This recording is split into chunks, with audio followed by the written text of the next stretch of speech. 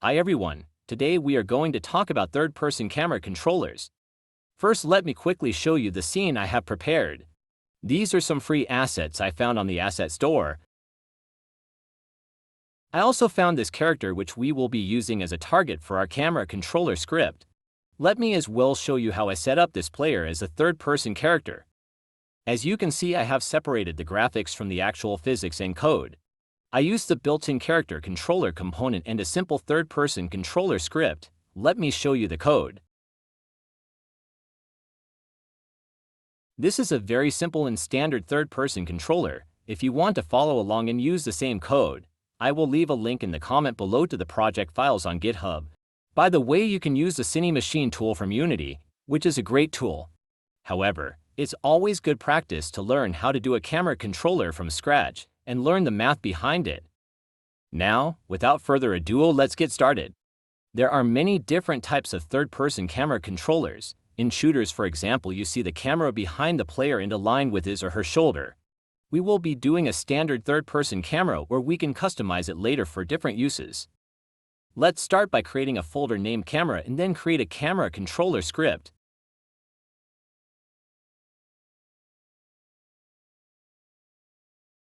Let's attach the script to the main camera now, so we won't forget to do it later. Let's begin by understanding what we want to do. This circle represents our player.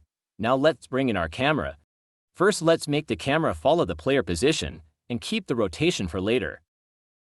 If we simply set the player's position directly as the camera position, the camera will be placed exactly at the player's position, as you can see. Absolutely, this is not what we want. For a third-person camera, the camera should be placed behind the player. So let's move our camera backward. To do so, we need to do a little math here. We will find a direction vector as follows. We simply going to subtract an offset vector from our player's position. Now let's try that in Unity and see what happens. In the camera controller script, let's have a reference to our target and create a vector3 variable for the offset vector. Also make sure to use the serialize field attribute so we can set them in the inspector. We will use the lateUpdate method to do all the logic for following the target. According to the Unity docs, lateUpdate is called after all update functions have been called. This is useful to order script execution. For example, a follow camera should always be implemented in lateUpdate because it tracks objects that might have moved inside update. Let's now set the camera to follow the player position by subtracting the offset vector from the target position. Before testing this, select the camera in the hierarchy, align the view behind the player, and then press Ctrl plus Shift plus F to align the camera. By setting the Z value of the offset vector, this will effectively pull the camera backward. Great, that works as intended. The camera is indeed behind the player. Now let's define a height float variable to move the camera upward. The height is a float variable, and we need an upward vector, so let's use the up vector of the world multiplied by the height value.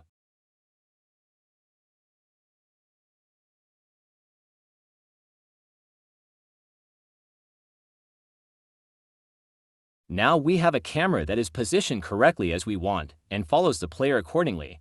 By the way, if you want the camera to be aligned with the character's shoulder, you can adjust the X value of the offset vector. When it comes to rotation, it is really not that hard. All we need to do is to rotate our calculated direction vector accordingly. For example, let's rotate our offset vector by 45 degrees.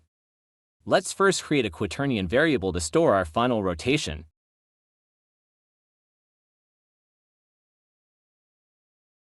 We are going to use Euler rotation as it suffices in this case. We want to rotate the offset vector around the y-axis.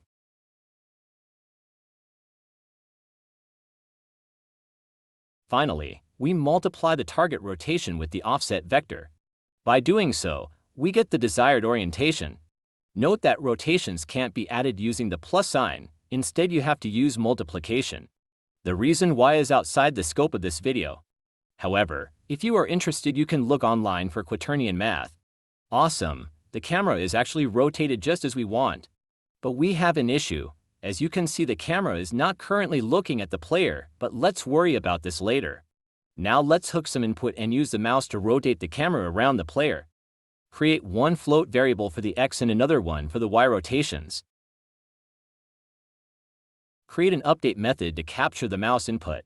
We add the mouse value to our rotation variable because this is a continuous information we need to keep track of every frame.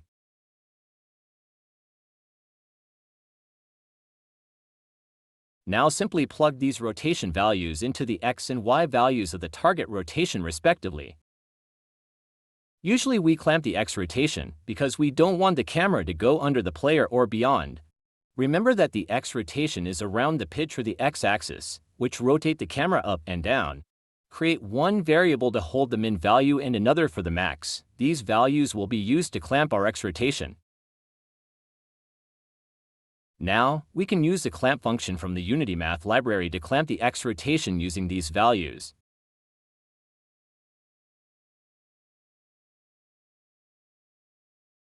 Now replace the old x rotation variable with the new clamp one, and finally let's move the x rotation clamp outside the update method.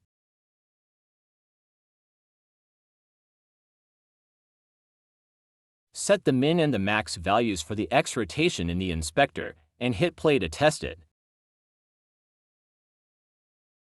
As you can see, it worked, but there are some issues. First, let's fix the issue where the camera is not looking at the target. That is an easy fix. We already have a target rotation, so let's use it as the camera rotation as well.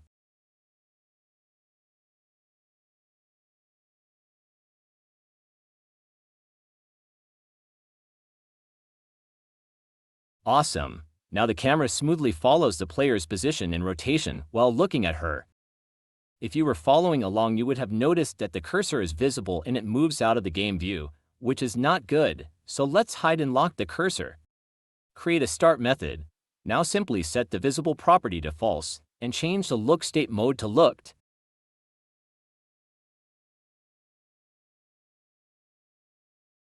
Great! Now let's create some variables to adjust the mouse sensitivity so you can change it if the speed feels a little slow. Create the variables for both the x and y sensitivity, then multiply each one with its axis rotation.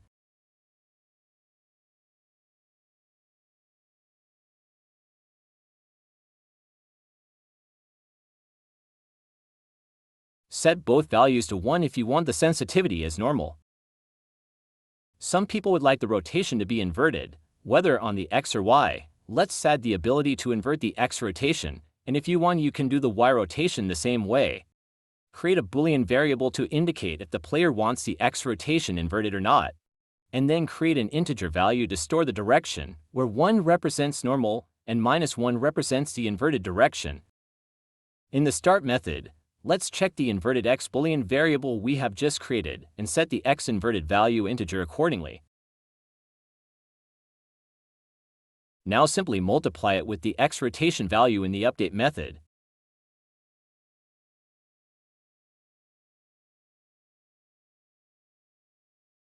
Excellent!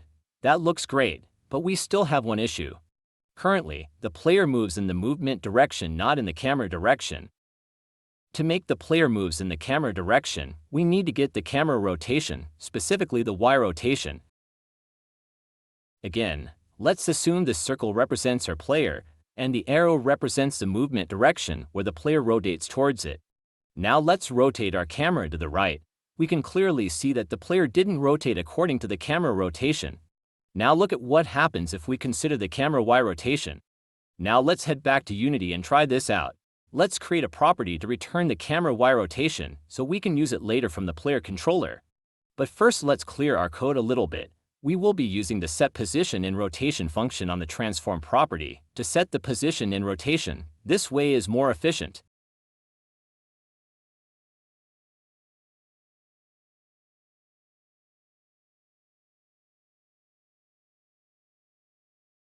Now let's create a public property to return the camera y rotation.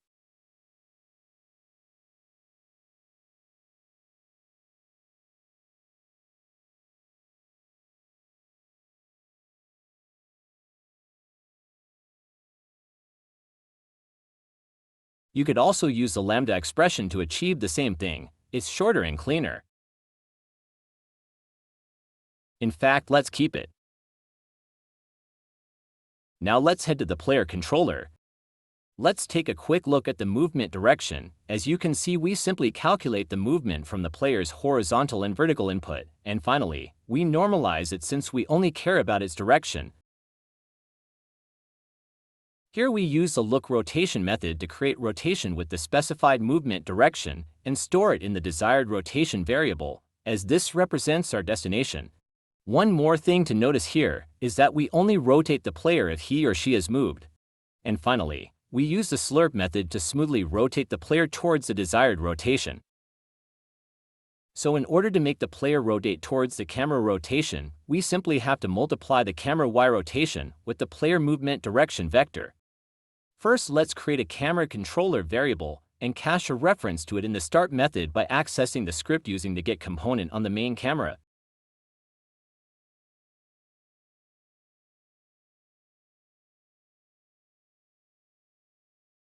Now let's multiply the camera Y rotation with the movement direction vector and store it as the desired movement direction.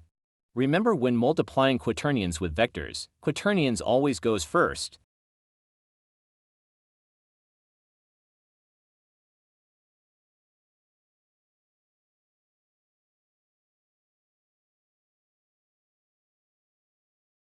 Now all we need to do is to replace the previous movement direction with the desired movement direction we have just calculated.